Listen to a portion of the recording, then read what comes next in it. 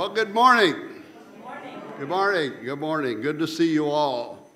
Well, welcome to UCOB, as we call ourselves. Our friends up the road on Fruitville have rebranded themselves. They're now UUSRQ, which SRQ I think is the Sarasota Bradenton Airport. So I don't know whether they're the flying UUs or what they are. But down here, we're still UCOB, the Unitarian Universalist Congregation of Venice. Each one of you is welcome, no matter who you are, whomever you choose to love, wherever you are on your journey, we bid you welcome. We're delighted you chose to be with us today. We hope you will find something in today's service that inspires you. If you are joining us online today, we are excited to have you join our service and hope you enjoy it. My name is Dave Lyon, and I will be your worship associate today.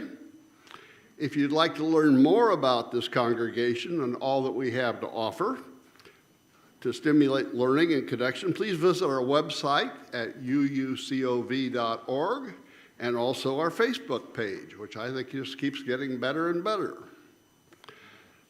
Is there anyone visiting us here for the first time today that's brave enough to tell us your name? We'll introduce our speaker in a little bit. Okay, anybody returning or has had some trip they want to tell us about? Okay, quiet group today. After the service, please join us on the lanai for conversation on something cold, and also I noticed there's a cake out there to celebrate Sue Lindemer's birthday, which is next Tuesday, and I'm told it's carrot cake, so maybe that'll be your late breakfast or early lunch. So now's the time to check your electronics, make sure they're turned off and silent so we don't have any interruptions.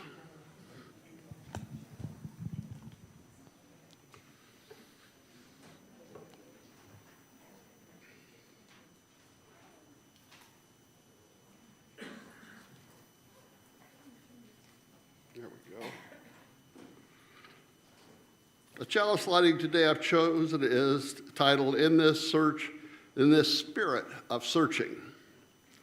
Out of the depths unknown, the spark of life ignites, and we are born. We enter a world, a universe not of our making. Our lives unfold in mystery and wonder. Questions abound, for which there are no definite answers.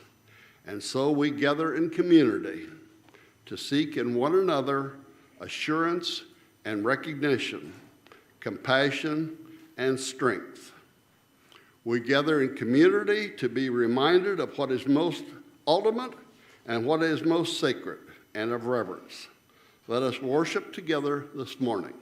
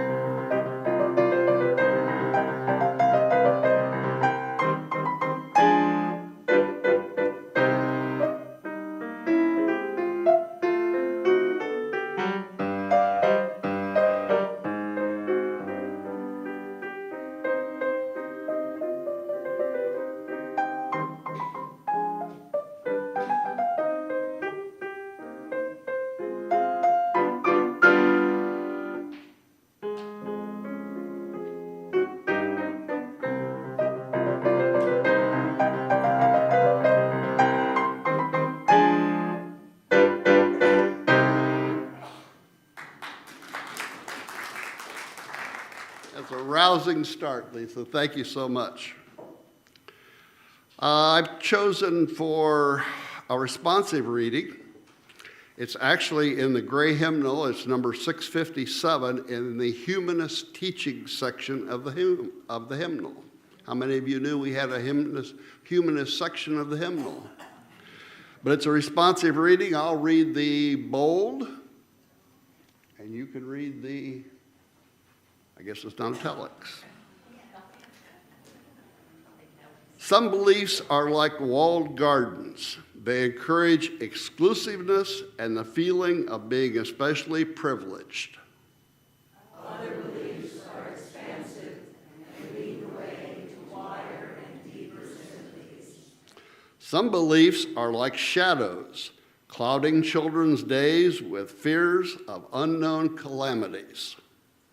Other beliefs are like sunshine, blessing children with the warmth of happiness. Some beliefs are divisive, separating the saved from the unsaved, friends from enemies.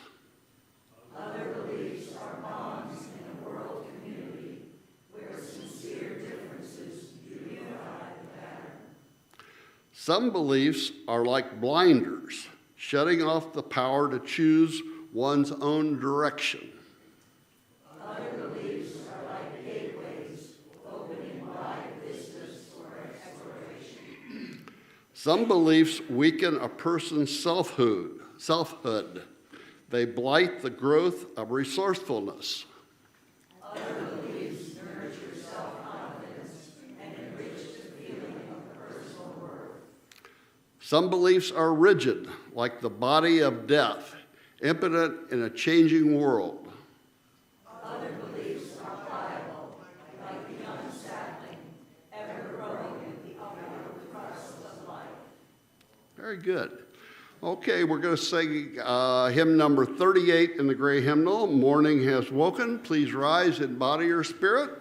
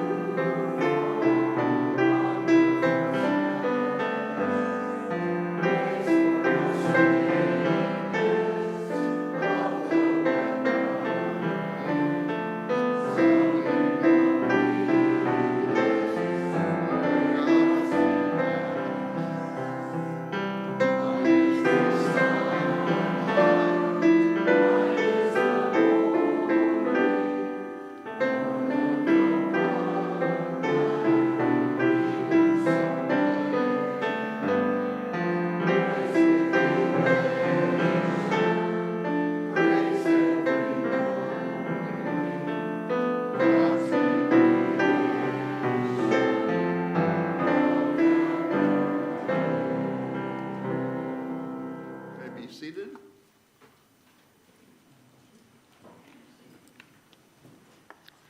Well, it's time for our collection.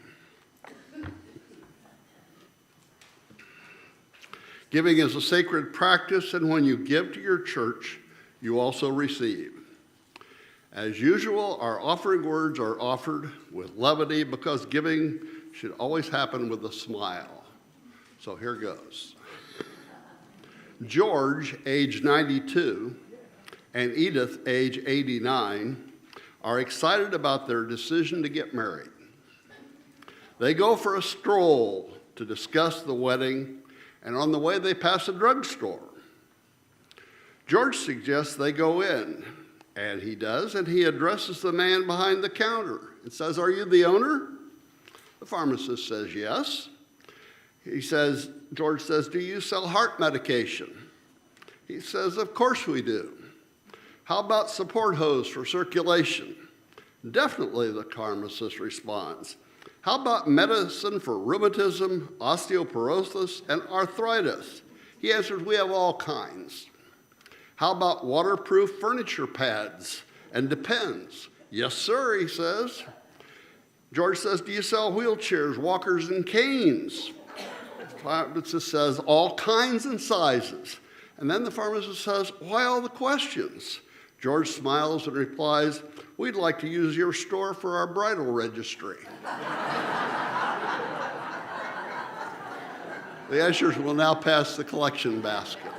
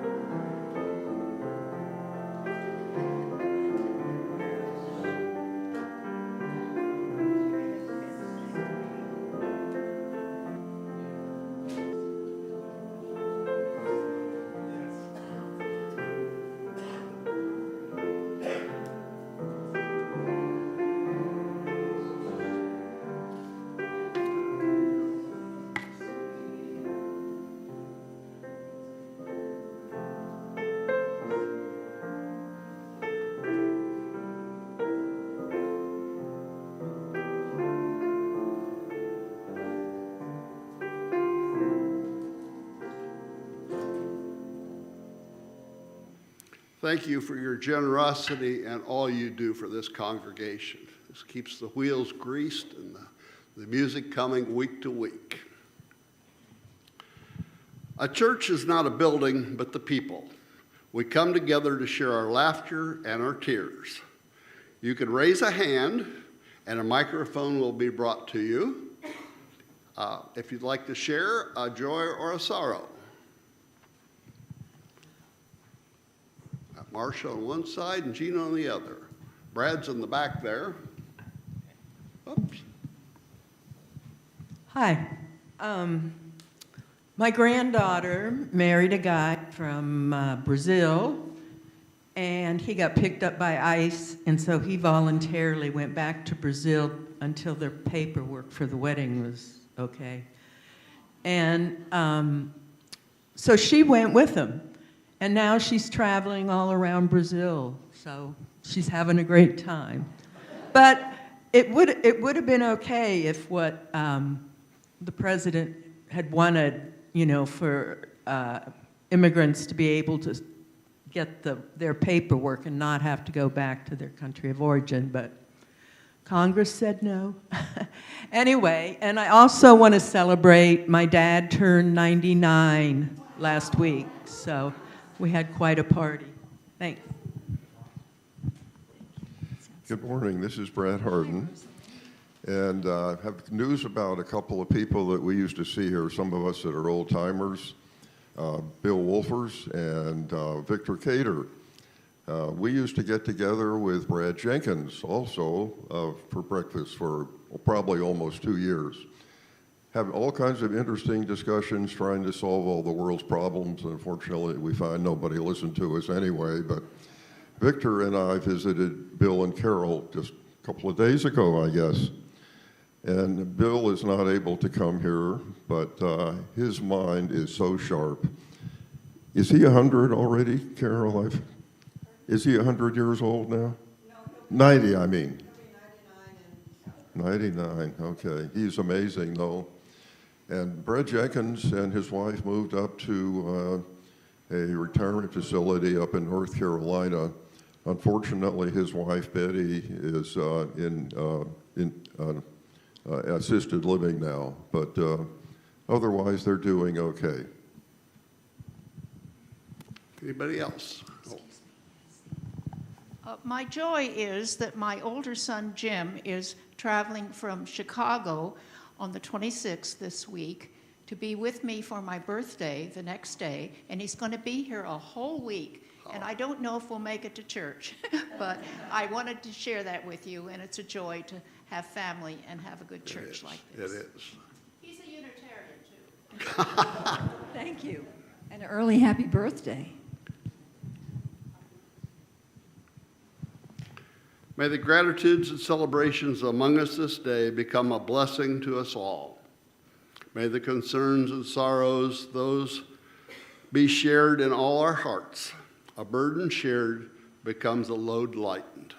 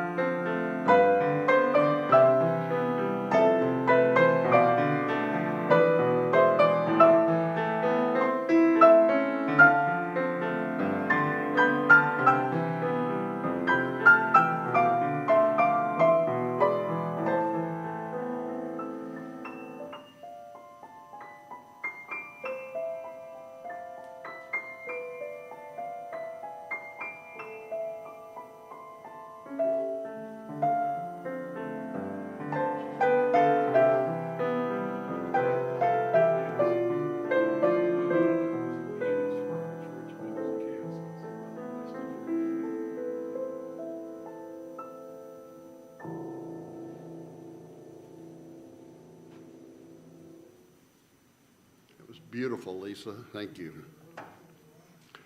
Well, I'm going to introduce our speaker today, Mr. Dan Dana. He's a member of the Humanists of Sarasota Bay. Dan is a renowned expert in conflict management and organizational behavior. He earned his PhD in counseling psychology from the University of Missouri. Throughout his career, he has held various academic positions at the University of Hartford and at Syracuse University. In 1985, Dan founded the mediation training Institute International, which became a leading provider of training and certification in workplace conflict management. He is also the author of several books. Today, Dan joins us to tell us about the Humanists of Sarasota Bay. Let's give a warm welcome to Mr. Dan Dina. Thank you, Dave. I need to make sure that my audio is working. I can hear it, can you? Okay, good, thank you. Well, Dave, thanks for the invitation to be here, and thanks to you for staying. If I can get my, let's see here. Okay, eyesight is among my failing faculties, and so I'll need to read from the screen as well. As Dave mentioned, I'm with the Humanists of Sarasota Bay. I think a like-minded community in many ways, I hope. And about 5 years ago, as Dave mentioned, I had an academic career largely as an educator, and then I retired about 12 years ago. And among the things I found to occupy myself was to write poetry. And so I stumbled around about how to do that. And about 5 years ago, I discovered haiku, which is a sort of a 400-year-old Japanese form of poetry. And so I tried my hand at that format. And as you might know, haiku is 3 lines, 5 syllable, 7 syllable, 5 syllable, and it has other restrictions. Well, I felt too constrained by the, that feels much better, thank you. Hopefully it sounds better too. In any case, I felt rather constrained by that those tight boundaries, so I took it upon myself to redesign haiku, and I created what I call haiku quintets, and I will define those here in a bit. And along the way, I have written something over 400 haiku quintets since 2019. I forget what century I'm in here. And so several months ago, I kind of was going back and reviewing this file of 420-some haiku quintets, and I realized that most of them fall into 3 buckets. One bucket is haiku about love, how to make it, how to sustain it. Second bucket was death. As an aging person, that's on my mind from time to time, maybe yours. And so I wrote some haiku about how to face death in a rational way with as little anxiety as one can muster. And the third was about humanism, which is and that's the subject of my talk today. So my task this morning, and I'm told that I have until 5 till 11 to distract you from other things we're thinking about by reading about 15 to 18 or so of these haiku quintets. They are packaged in this, my most recent book called Love, Death, and Humanism, Practical Philosophy in Verse.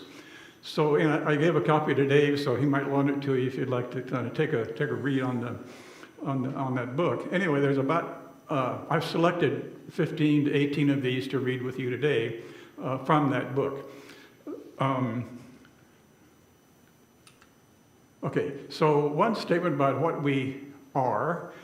Humanism is a secular worldview whose central concern is the well-being of people and other sentient animals. From a scientific perspective, of course, we are a species of animal, Homo sapiens. And humanists regard scientific empiricism, that is, reason based on evidence, as the only way to achieve knowledge of objective reality, that is, what's the real world like outside our skins and outside our minds. Eschewing religion and other supernaturalistic beliefs. So the natural world is the domain of science. The various scientific disciplines study that through their various prisms. And so we try to understand what's real. Well, science hasn't answered all the questions. It answered more of them than we knew a few hundred years ago. And so we continue that search. And I've offered a better worldview. My lovely wife, Susan, suggests I should say a different worldview, but I'm kind of inclined to think it really is a better worldview. So this is a phrase that I gave some thought to as I was composing the book, so I'll read it. Who does not wonder, amid the hubbub of daily chores, what it all means? What is the big picture beyond local mundanity? Religion works for some. Others recognize the shortcomings of religious myths to explain the awesome reality of our minuscule moment within the unfathomably vast cosmos of infinite space-time. What worldview best replaces the abandoned fairy tales of pre-science antiquity? From what I understand about UU people, is that, I'm trying to get the right terminology here, Dave, is that many of us have come from a previous faith position, and I did. I was raised as a Methodist in a farm community in northwest Missouri. And as I'll be sharing with you through a haiku, I found that insufficient to answer the questions that I was having as a teenager. And so I've arrived at where we are today. So I mentioned science. Several of the haiku refer to concepts in science, particularly cosmology, evolutionary biology, human paleontology. Okay, so I've been redirected to another technology. I'm full of technology. For an old guy, this is a challenge. So these references to science are settled, non-controversial findings and prevailing professional theories in those disciplines. They are not science fiction, nor are they popular misconstruings of those fields, because there's a lot of pop science out there that's not well-founded. And they represent objective reality as science has so far revealed it. And it's not there yet, but we're working on it. So I mentioned that I write haiku quintets, so just a quick definition of what this poetic form is. It's an emergent poetic form originated by yours truly and derived from the classical 17th century Japanese style that you might be familiar with. In fact, do we have anybody who knows about haiku or kind of plays with it? Okay, we have a few people who know about it. So you'll keep me honest. So I have abandoned many of the constraints that Basho, the original originator of the haiku poetic form in Japan about 400 years ago, and replaced it with the following. Each poem contains 5 17-syllable stanzas of 5-syllable, 7-syllable, 5-syllable format under an umbrella title. The original haikus didn't have title. I say I need a title. And an image illustrates the finished piece, once described as poetic impressionism by curious wordcraft. So we'll see what you think. So the first one I'll read for you is appropriately titled Humanists. We care for people in their natural lifetimes. We're good without gods. Blind faith cannot see. Luring myths cloud our vision of plain facts of life. Inconvenient truth, God's will, and heaven's bliss are pre-science fake news. We're born, then we die. Relish this one awesome trip. Savor life's sweet scent. En route, please be kind. Love our fellow passengers aboard this frail boat. The next addresses the question of whether atheism or non-theism is in fact a faith position. I'd argue that it is not. It is simply an answer to the question, do you or do you not believe that there is a supernatural being that many people call God. And a theist thinks there is, and an atheist thinks there's not. So I'm an atheist. And so I wrote a book about 10 years ago, before I discovered poetry, or haiku quintets, called The Reason of Evolution. So that's the cover of that book. So, is atheism a belief system like those we call religions? If no evidence, is not believing belief, or simply reason? Is end of the living your life's beginning if nothing happens? Can not lifting weights be your daily exercise, or just self-deceit? I have a hobby, not collecting foreign stamps, saving precious time. Okay, Homo sapiens, that's us, have probably wondered about the mysteries of the universe for quite a long time. And it is thought that probably the first deity or supernatural essence that humans thought about or thought of was the sun, because it mysteriously disappears over there, comes back over here. What the hell is it? And who knows that? You know, who has the answer? So myths developed about that first deity. There may be other first deities. Volcanoes is another theory, but it's things that happened in the real world that the early humans, before any record was, before we had writing, wondered about. So this is about the first God. Sarasota's sun once brightened African eyes and wondering minds. 6 million years passed. Who first pondered mysteries? What is it? Who knows? Gives us light, warmth, time. No science yet to know facts. So we made stuff up. Yearning for answers, myths fed their hungry wonder, hence gods of the gap. Now we know stars' truth, but still worship father-sons, apocryphal sons. So I use the term God of the gap, which some of you may have heard of. That is that land between scientific knowledge, that is the questions that science has in fact given a pretty good answer to, and the remaining mysteries. And of course there are many still unanswered questions that science is attempting to answer. And that's what I do in my spare time, is read about cosmology.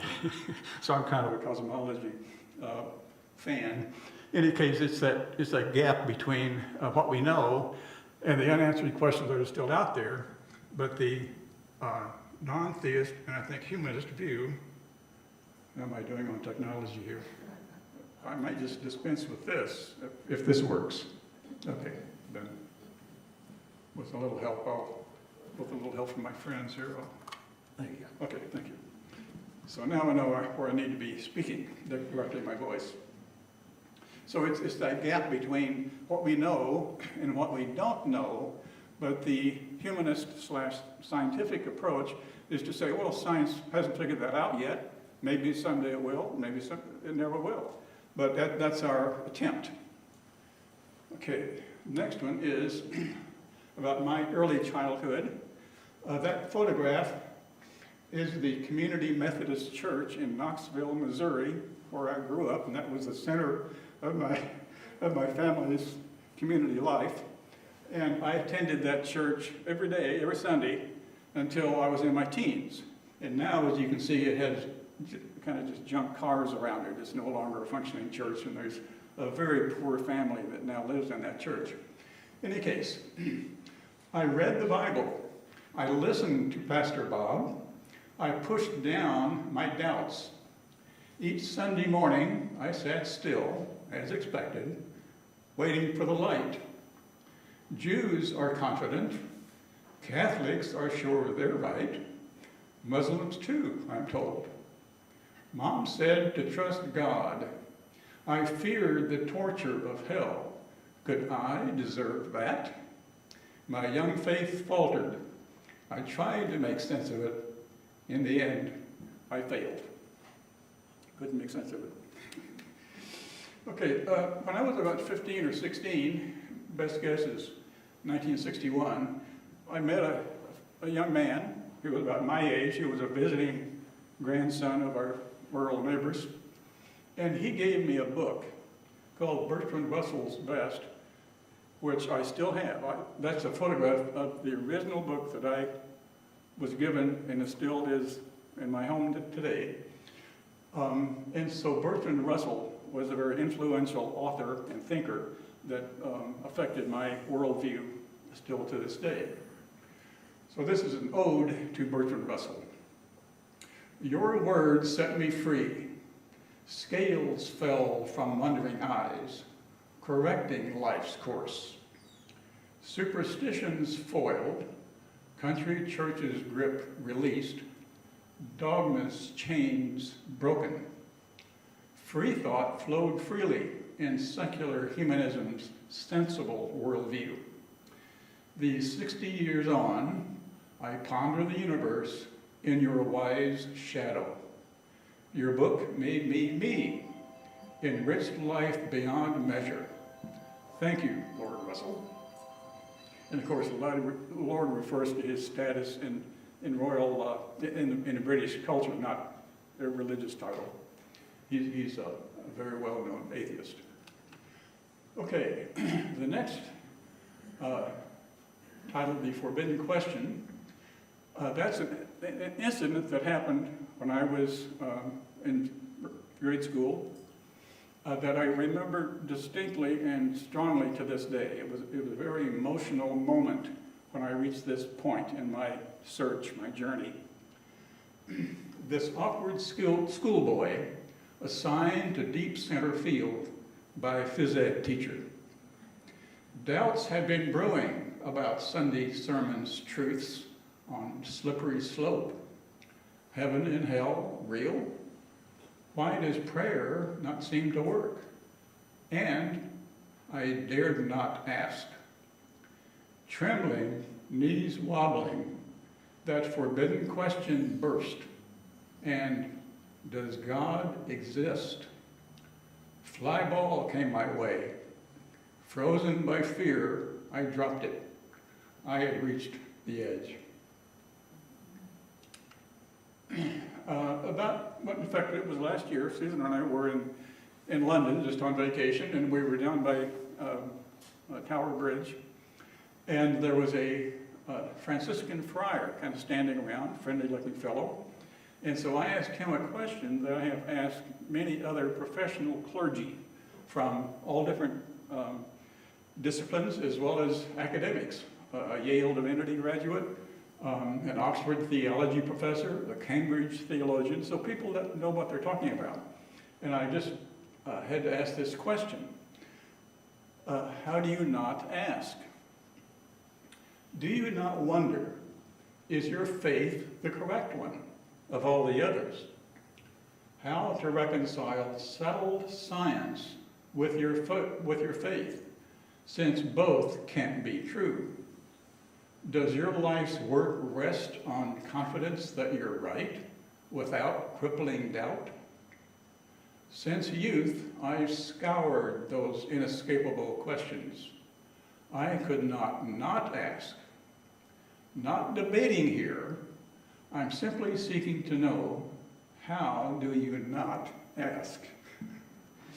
And the answer that I've always received from that Franciscan friar and from others is it's just faith. It's a matter of faith. So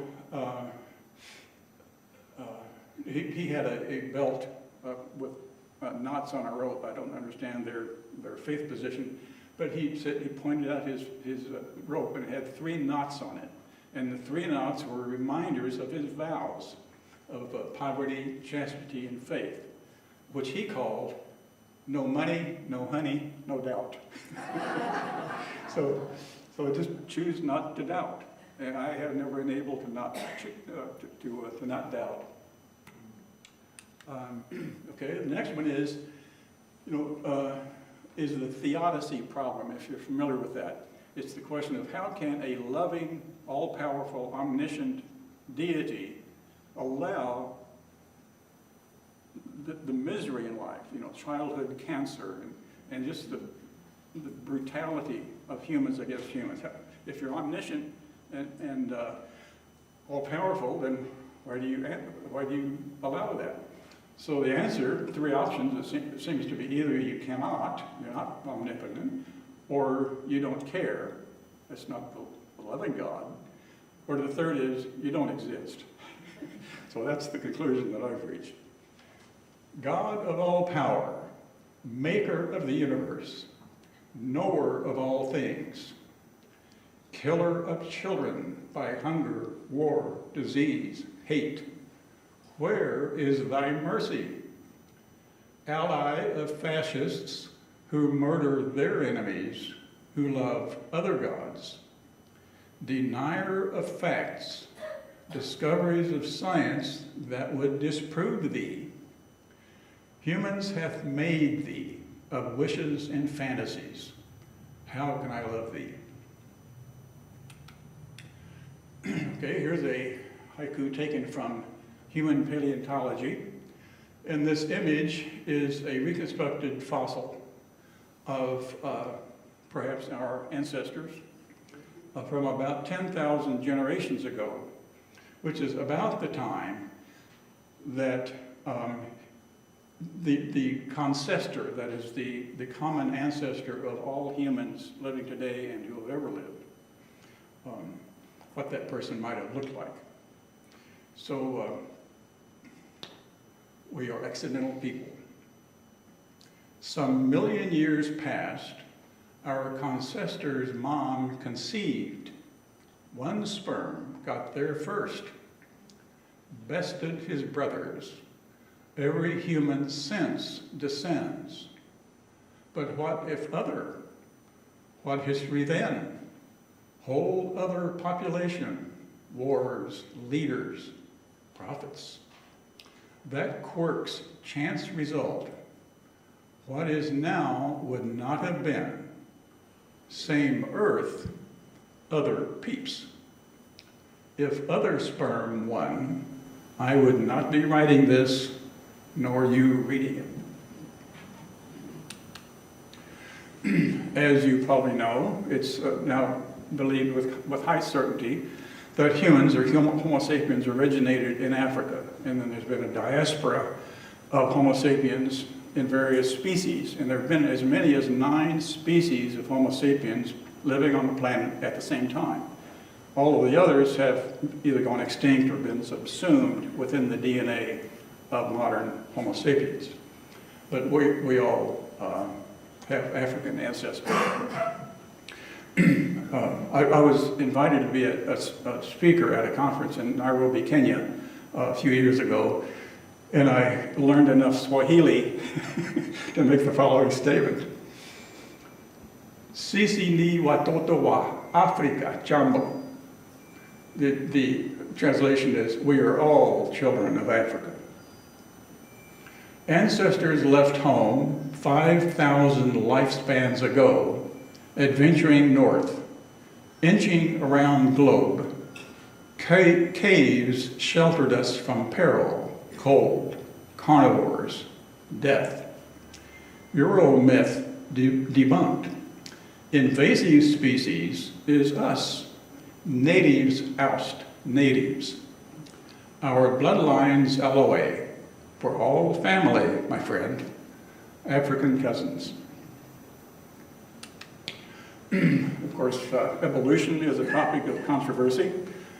Frankly, not in the scientific world, but there are people who don't accept evolution as the means by which humans have evolved since our departure from pre-human ancestors. And I wrote this during the COVID time. So COVID's on the hunt. Evolution's not done yet. Hide behind your mask. Nature's famous law, survival of the fittest. Stay healthy, humans. Our tasty bits tempt hungry predator to binge. She can't eat just one. Wily genes mutate. Natural selection works. Darwin showed us how. Seek God's protection or gain knowledge through science. Nothing fails like prayer. Coincidentally, Charles Darwin was born February 12, 1809, which was exactly the same day of the same year that Abraham Lincoln was born. Just a fun fact. Of course, one of the questions that we all have and have for some time is, are we alone in the universe? Or is there life someplace else?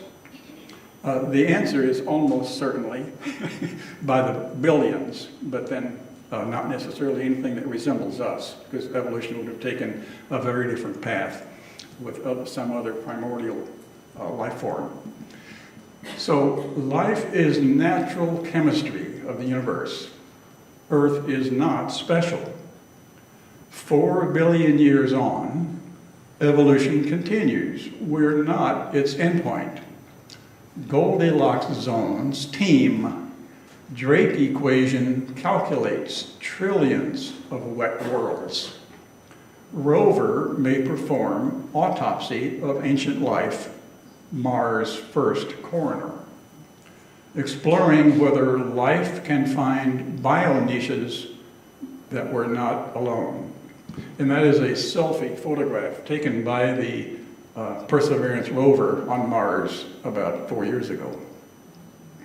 And in case you're unfamiliar with those terms, the Goldilocks zone refers to the distance from a star where an orbiting planet can have liquid water on its surface, which we think of as the requirement for what we think of as life. And the Drake equation is a complicated equation that takes into account all the factors that might influence the number of life forms throughout the universe.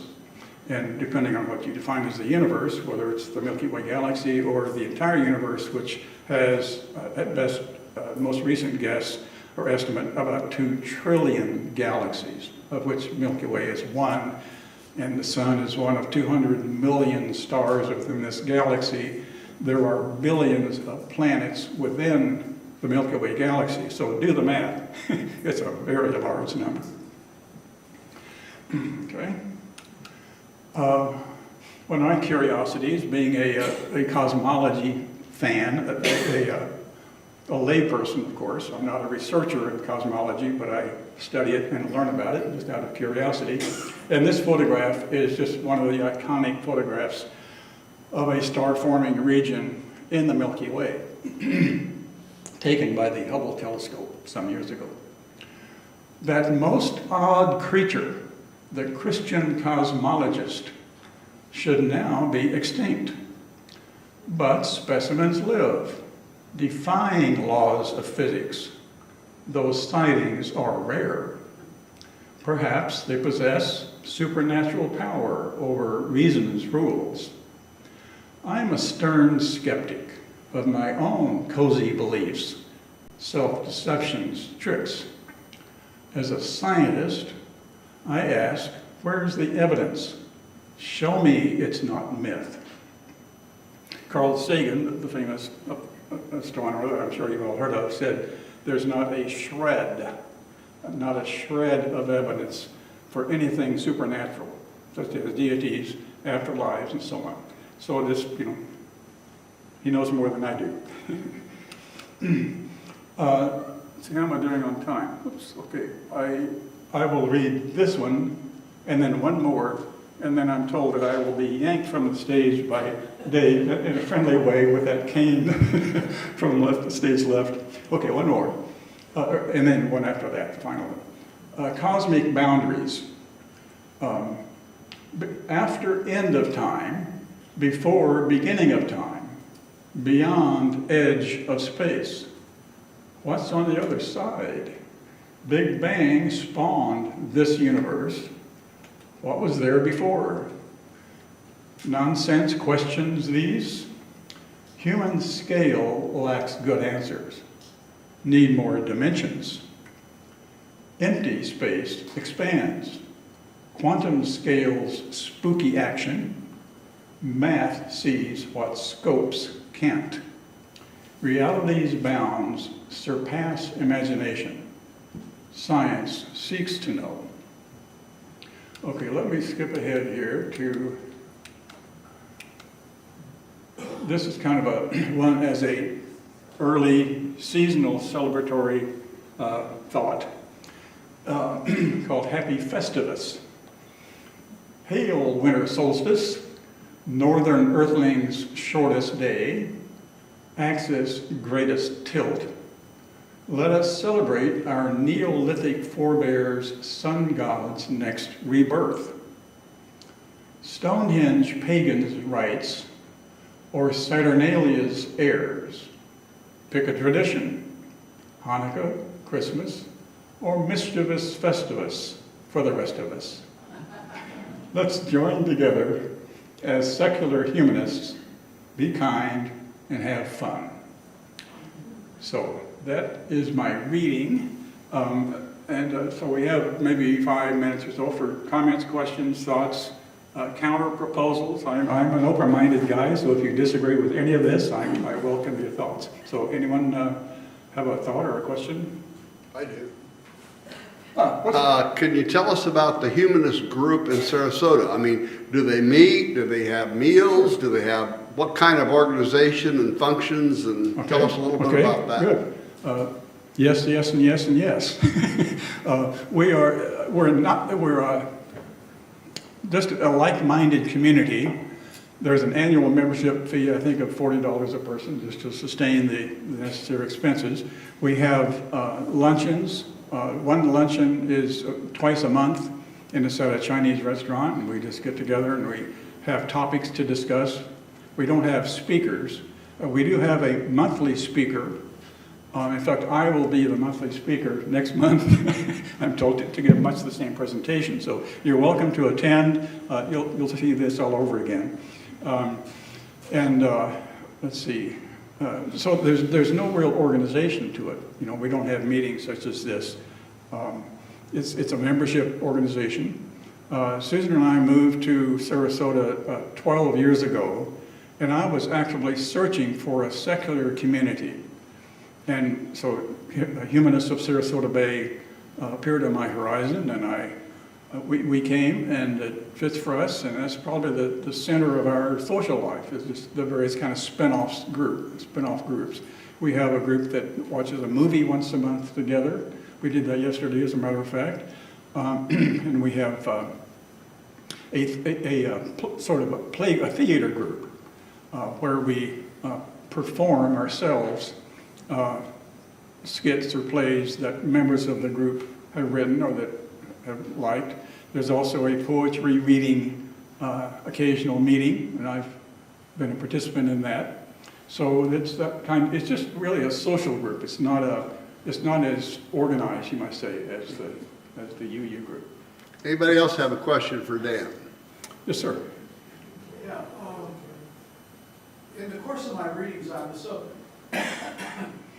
excuse me, I came across a statement that in fact, that all atheists are really agnostics because you can't prove there is a God, Right. you can't prove there is not. Right. Your comment on that? Okay, I would agree. Even Richard Dawkins, who is the evolutionary biologist that is the author of many books, I'm sure you're familiar with his work and his reputation, he says, strictly speaking, I'm an agnostic because I cannot prove that there is no God. But in logic, you can't prove a negative. So there's a range between what's called hard and soft atheists. The hard atheists are saying, you know, I'm just as certain as I can possibly be that nothing supernatural exists, you know, gods and heavens or afterlives and so on. Soft atheists are more like agnostics. They might say, well, who am I to know? Maybe it's something that I just don't understand yet. Will show me that I'm wrong. So there is kind of a range, but technically speaking, I would think anyone who defines him or herself as an atheist is technically an agnostic. And that would be true of me too, but you might say I'm betting my afterlife on it. Yes, sir, your question? Yeah, I sort of disagree with that. Okay. I don't believe in God. I don't have to justify what I don't believe. Okay. There's a big question, standard argument about this whole thing. Oh, why don't you? You got to justify your belief. I don't. Mm-hmm. Well, I'm asking them to justify their belief. right. Well, I basically agree with you. Now you might say, well, then why do I give talks on this? Why do I write books about it? It's just a matter of interest. As I mentioned, as a kid, as a fairly small child, I wondered about such things. And so my wondering, and I'm kind of a cerebral kind of guy. I mean, my career was in academics and education and teaching and so on.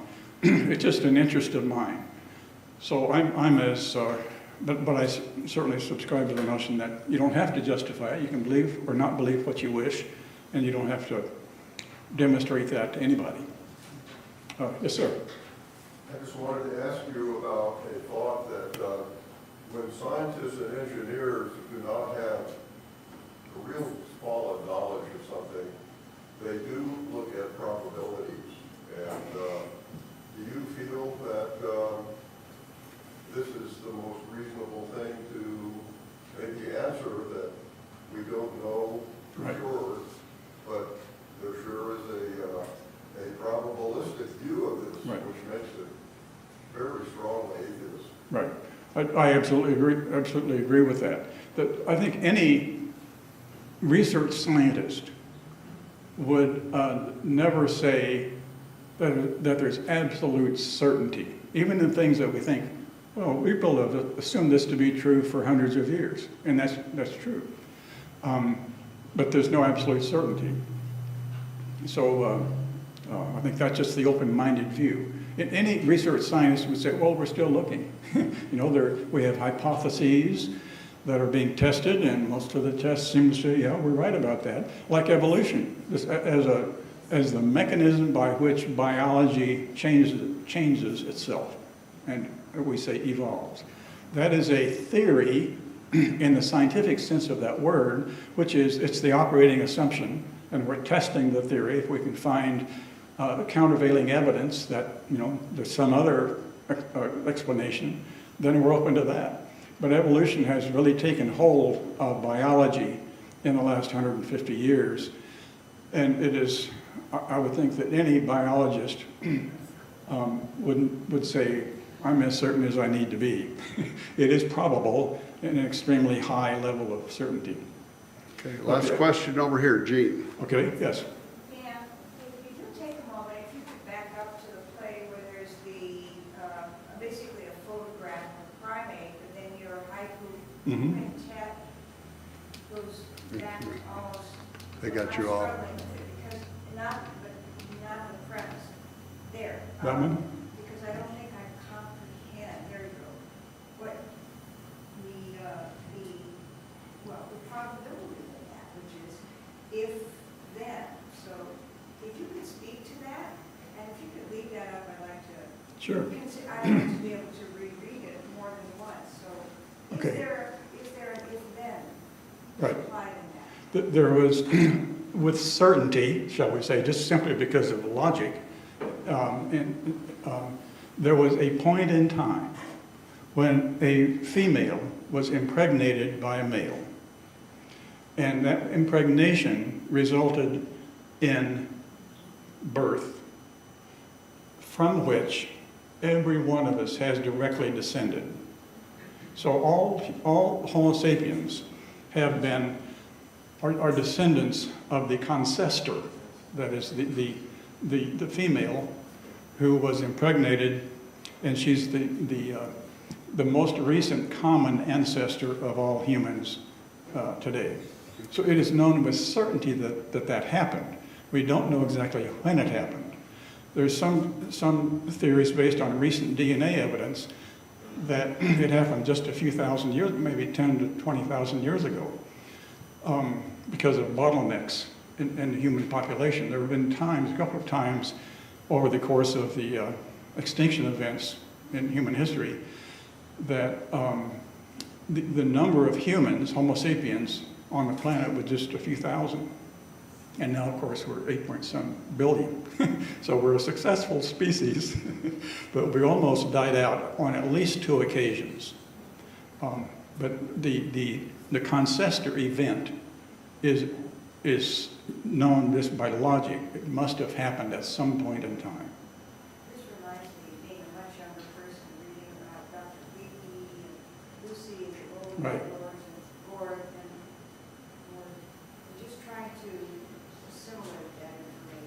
Right, from where I was in the 19th century. right. Okay. We're going to have to call it Okay. quits right there. Thank Dan you. will be Thank you around all. after the service. You can catch him and discuss more, but thank you for a very insightful, thoughtful presentation. Thank you.